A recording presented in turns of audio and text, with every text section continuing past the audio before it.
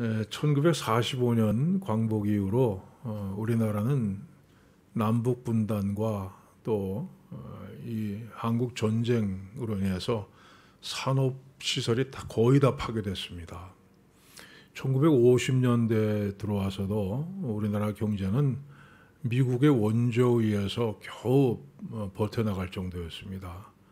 아마 제 나이 또래 분들은 그 미국에서 원조해준 옥수수 가루로 그거 가지고 만든 빵을 학교에서 급식을 받았던 그런 경험이 있으실 겁니다.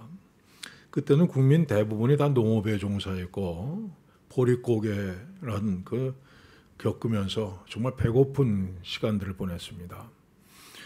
그러다가 1961년 박정희 정부가 들어서면서 우리도 한번 잘 살아보세라는 그 아래 경제 개발 정책 또 수출 주도 정책 이런 것들을 세우면서 곳곳에 공장이 생기고 산업화가 시작됐습니다. 이른바 한강의 기적이라고 불리는 그런 시기입니다. 1955년에는 도시에 사는 사람이 전 국민의 25%에 불과했습니다. 그러다가 1975년에는 국민 절반에 해당되는 50.9%의 사람들이 도시로 몰려들었습니다. 그리고 2010년에는 전 국민의 80%가 도시에 살게 됐습니다. 그야말로 우리나라는 전형적인 농업 국가에서 이제 산업 국가로 탈바꿈을 하게 된 겁니다. 자, 그런데 이런 과정에서 나타난 현상이 있습니다. 그것은 뭐냐면 부모의 권위가 무너져 내렸다는 겁니다. 예전에 농사를 지을 때는 모든 것이 다 부모로부터 전수되어 내려왔습니다. 그래서 언제 씨를 뿌리고 언제 거두어야 될 것을 그 부모의 경험으로부터 지식을 전수했습니다. 부모가 뿌리라 하면 뿌리고 부모가 거두라면 거뒀습니다. 또 농사 짓는 땅도 부모로부터 물려받았죠. 아버지가 아들에게 또 그 아들이 또 아들에게 이 땅을 물려줬기 때문에 부모의 권위가 절대적이었습니다. 뿐만 아니라 결혼을 하는 것도 부모가 정해주는 대로 했습니다. 어느 날 아버지가 자식을 불러 앉혀놓고서 야, 아랫마을 갑순이하고 혼사를 하기로 했으니까 그리 알아라 하면 그것으로 그만이었습니다. 이렇게 부모의 권위가 절대적이었기 때문에 부모에게 효도하는 것이 당연한 것으로 생각됐습니다. 그런데 사회가 점점 산업화되면서 부모의 권위가 사라져가기 시작했습니다. 필요한 지식은 학교에서 배웁니다. 직장에 취직해서 돈을 벌게 되니까 부모의 도움 없어도 잘 살게 됐습니다. 이제는 부모에게 순종할 이유가 없어졌습니다. 뿐만 아니라 세상은 점점 젊은 사람 기준으로 바뀌어갑니다. 옛날에 우리 어른들이 마주 앉아서 요즘 젊은 것들 도대체 이해할 수가 없어. 세대 차이가 나서 못 살겠어. 이렇게 얘기하는데 요즘은 젊은이들이 어른을 보고 요새 노인들은 도무지 이해할 수가 없어. 세대 차이가 나서 못 살겠어. 이렇게 돼버렸습니다. 그러니까 젊은 사람들이 세계를 주도해 나가고 자기들에게 맞춰주지 않는 부모 세대는 꼰대다 이런 소리를 하게 됩니다. 그래서 나이가 들어서도 젊은이들 눈치를 보면서 자, 어떻게 하면 내가 그들에게 맞춰줄까 하면서 그들을 따라가는 그런 세상이 됐습니다. 여러분, 그런데 아무리 세월이 흐르고 또 세상이 바뀌어도 변하지 않는 것들이 있습니다. 자, 예를 들면 교회는 세상이 아무리 바뀌어도 절대 변하지 않는 가치를 가지고 있습니다. 교회는 끊임없이 초대교회로 돌아가려고 합니다. 초대교회가 가졌던 그 믿음, 그 소망, 그 사랑을 오늘의 교회에서도 실천하려고 애쓰는 것이 교회입니다. 여러분, 교회는 세상이 변한다고 해서 같이 변하려고 애쓰는 것이 아니라 오히려 교회는 옛날의 모습, 옛날의 가치를 지키기 위해서 애를 쓰는 것이 교회입니다. 또 아무리 세상이 바뀐다 해도 절대로 변하지 않는 것이 있습니다. 그것은 하나님의 말씀을 기록한 성경입니다. 여러분, 그리스도인들은 성경을 변질시키고 왜곡시키려는 수많은 무리들과 싸워왔습니다. 때로 세상에서 손가락질도 하고 모함을 받기도 하고 정말 때로는 목숨까지 버리면서도 성경 말씀을 지켜왔습니다.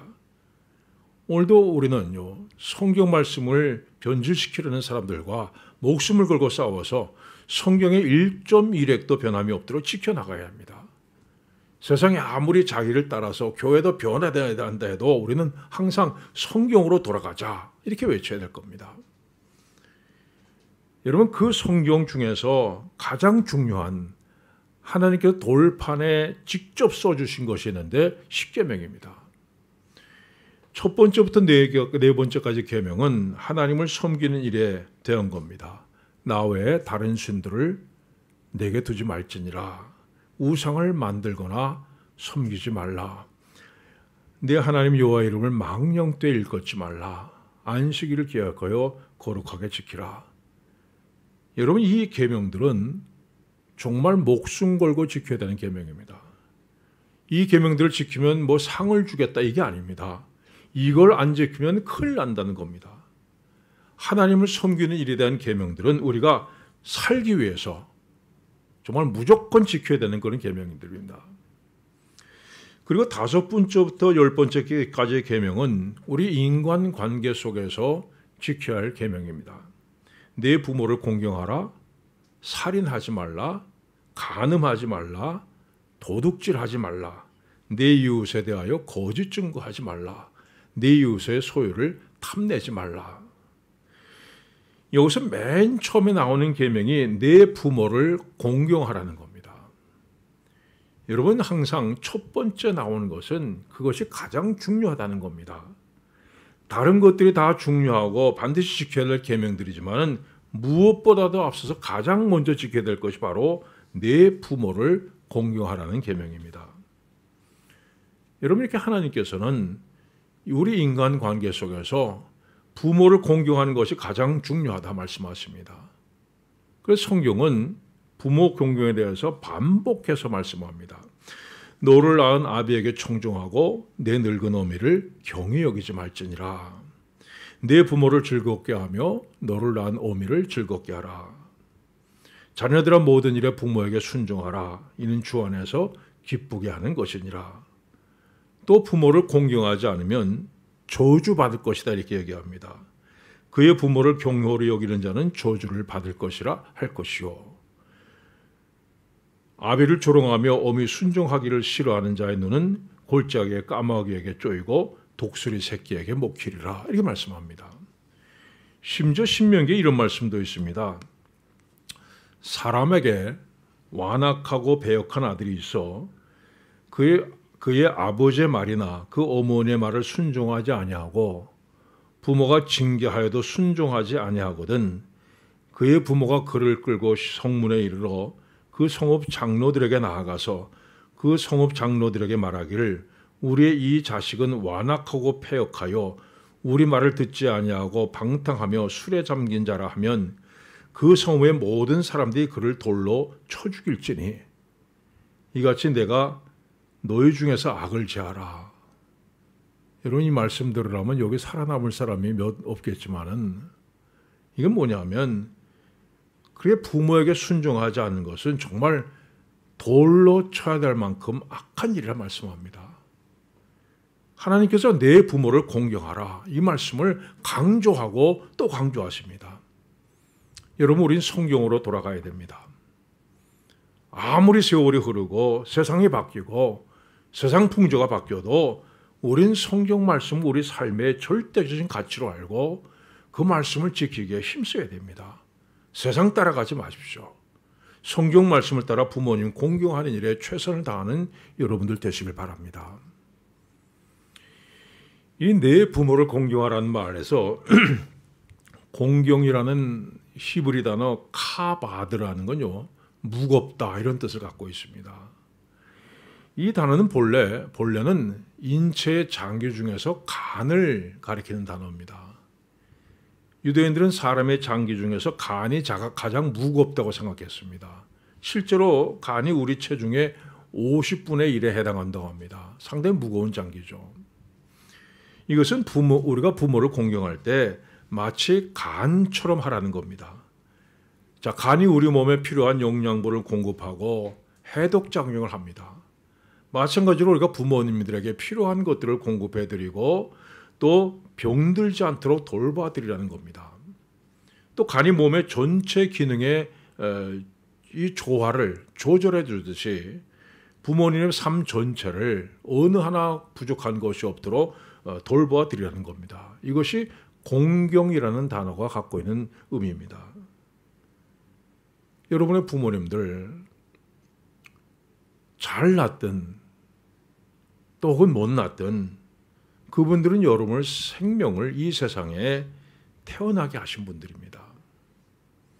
내가 어머니 태중에 있을 때 그 배에 귀를 대고 내 심장 박동 소리를 들으면서 정말 행복한 미소를 짓던 그 아버지입니다.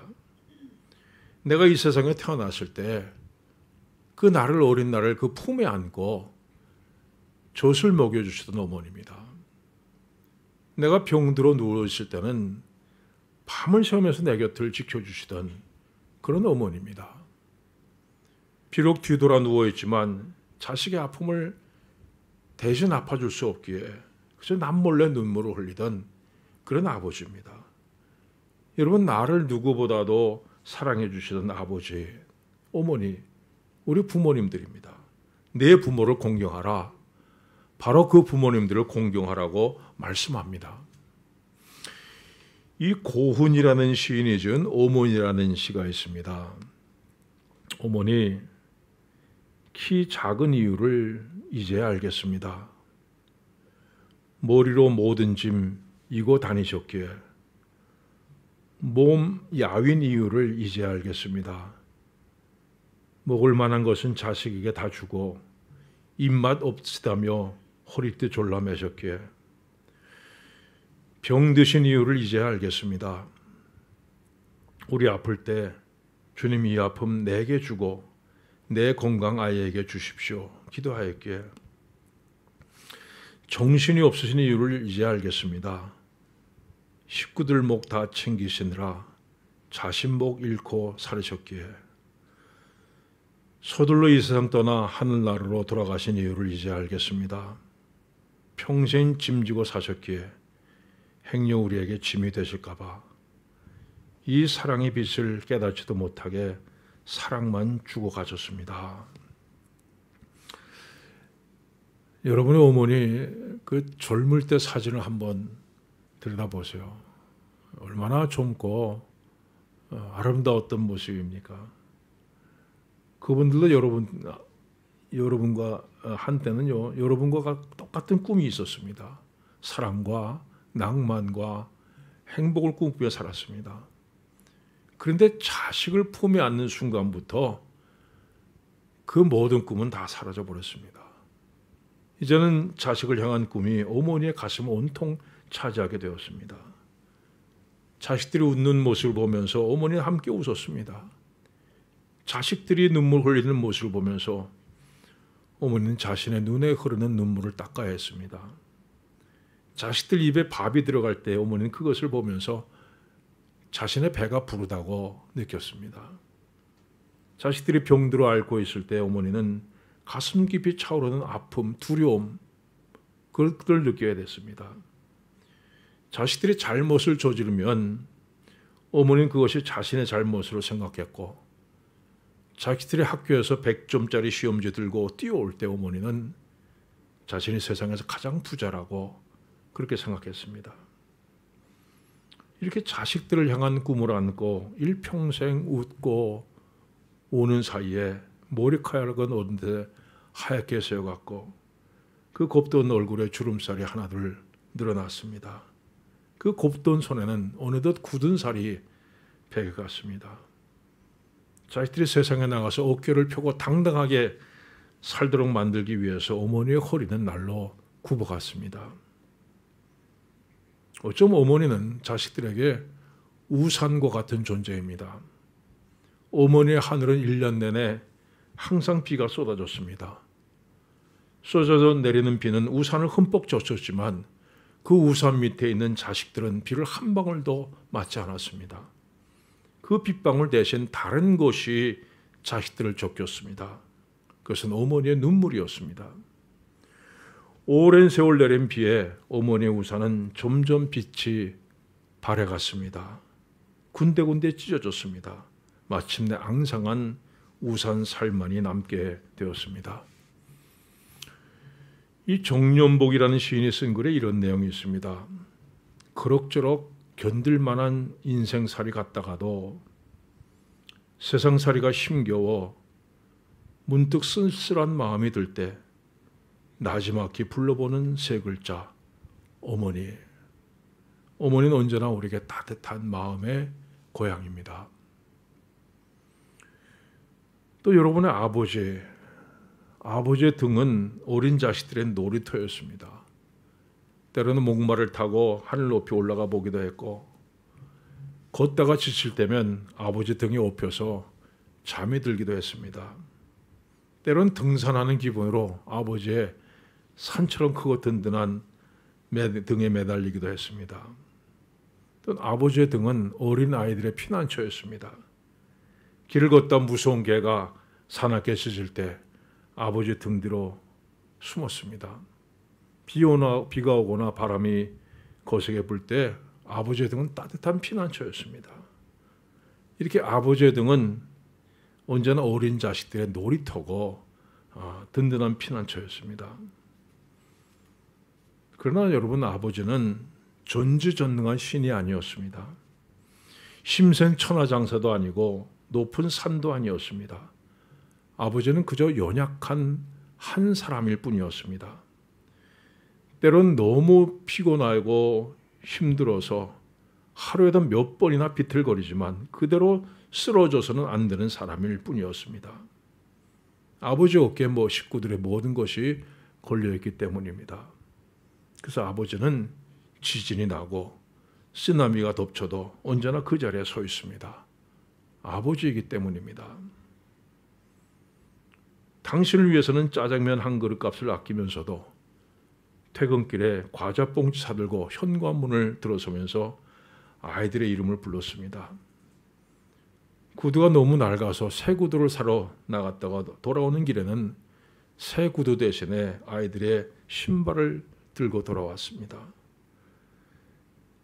자신이 감기가 걸리면 병원에 가면 2주일, 안 가면 보름 이렇게 우기면서도 아이가 감기에 걸리면 밤중이라도 품에 안고 병원으로 달려갔습니다.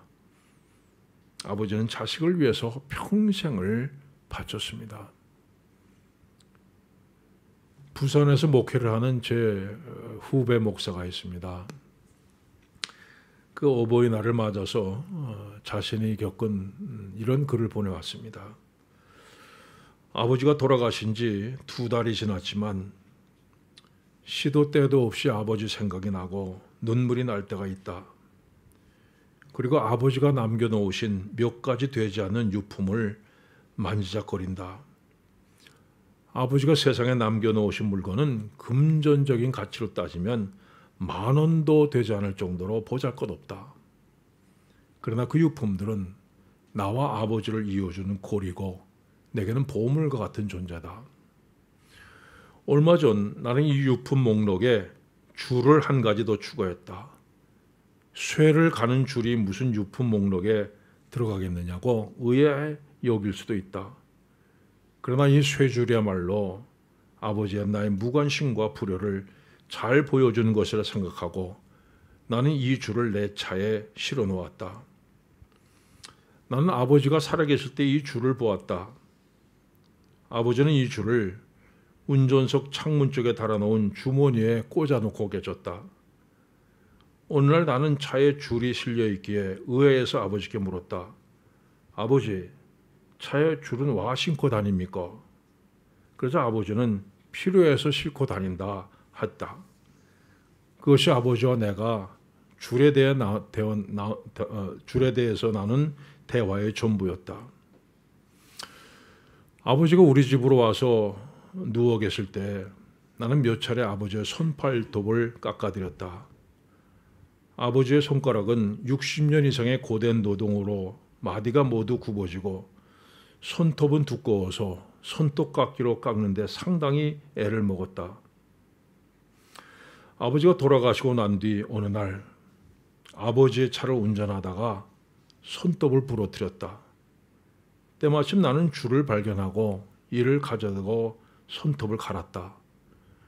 생각 밖으로 손톱은 잘 갈렸고 오히려 손톱깎이보다 편리했다.